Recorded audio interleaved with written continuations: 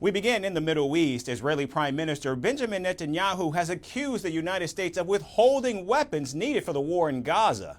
In a video on Tuesday, Netanyahu implied that the holdup was slowing Israel's military offensive in Rafah. Now, the video comes just days after Secretary of State Antony Blinken visited Israel to hold talks over the ongoing onslaught against Hamas. When Secretary Blinken was recently here in Israel, we had a candid conversation. I said I deeply appreciated the support the U.S. has given Israel from the beginning of the war. But I also said something else. I said it's inconceivable that in the past few months, the administration has been withholding weapons and ammunition to Israel. Israel, America's closest ally, fighting for its life, fighting against Iran and our other common enemies. Now, Netanyahu also said that Secretary Blinken gave assurances that bottlenecks would be removed and arms transfers very soon. Secretary Blinken assured me that the administration is working day and night to remove these bottlenecks. I certainly hope that's the case. It should be the case. Give us the tools and we'll finish the job a lot faster.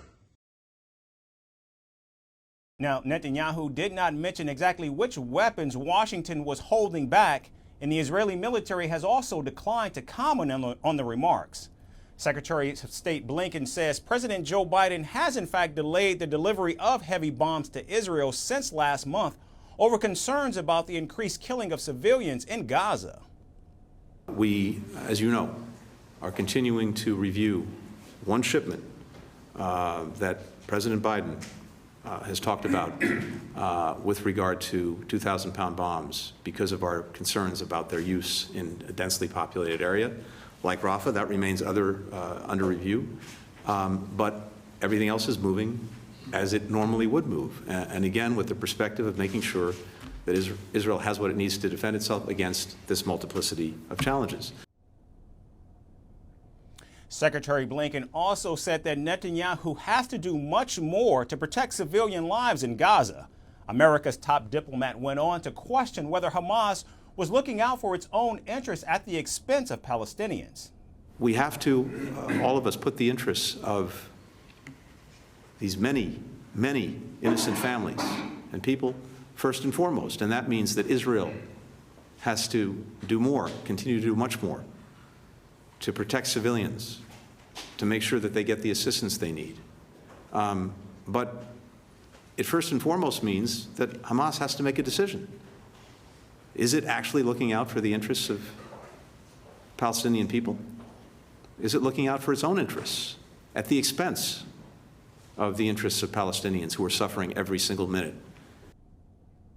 Now, the Biden administration is facing global pressure to completely halt its military support to Israel due to growing reports of Israel targeting civilian infrastructure and using starvation as a weapon of war.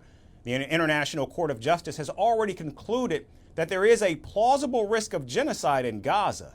Still, the U.S. Congress cleared the way for an $18 billion sale of F-15 fighter jets to Israel just this week.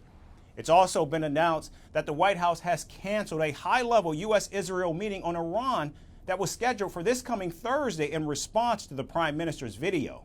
Seems Netanyahu is intent on alienating everyone around him in his efforts to eliminate Hamas, including Israel's biggest and most stalwart ally, the United States. From impeachments to inaugurations, if it's a political story, we are on the scene.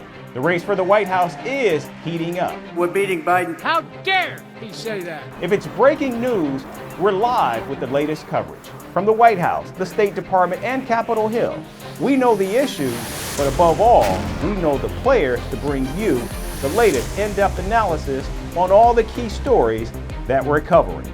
I'm Eric Ham. Join me from Washington here on Firstpost America.